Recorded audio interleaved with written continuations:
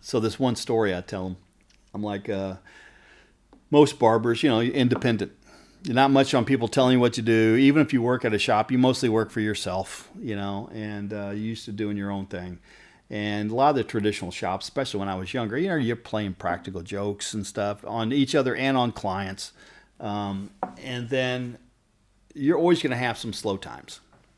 Yeah. So, like, it might be in summer, you might have several hours slow. Everybody's sitting around in the middle of the day. So you're going to do either practical jokes, the shit you don't need to be getting into, or you're going to maybe learn guitar, play guitar, read.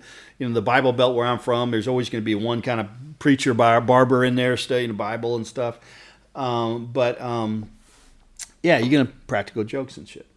So I tell them, I'm going to tell you a story. We didn't do it. I heard about this when I moved to Atlanta, and I didn't fully believe it for decades.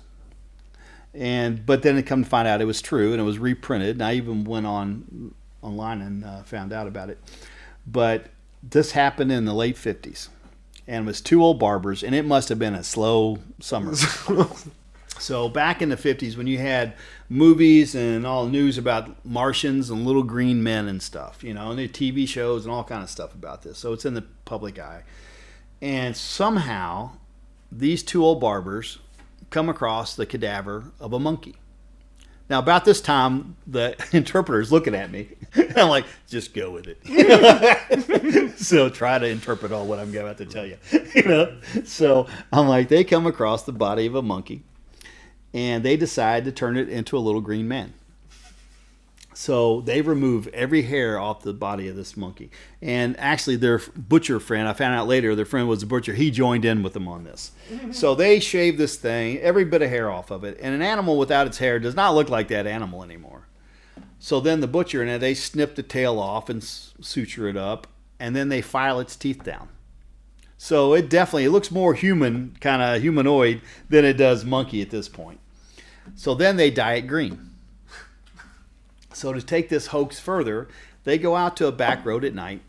They lay it in the road, and they run over it with the car as they slam the brakes on, so it looks like it's walked in front of them.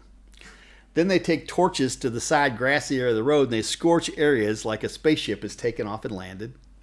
And they go to the payphone and call the police and say, hey, these little green man ran across the road, and we've hit one. And so the police come out, and it looks like what they've said. Of course, you didn't have the forensics and stuff. And again, this is in the public mind. You could probably do that shit today, as a matter of fact. So they're looking, they're like, and I didn't hear this part of the story until recently because I thought they did it anonymously before they got called. But they actually called the police. And they said, yeah, the other one's got in the spaceship and flew away. So they're bringing in investigators and men in black. And of course, they're looking. It's like, shit, it looks like a freaking Martian or something, And then they started bringing experts from around the country, who many of them were highly embarrassed later. Like, I don't think this is of this world, So finally, this hoax keeps going. And it comes like somebody finally like, shit, no, this is a monkey that they've taken a lot of time and effort to convert to this, make it look like a little green man.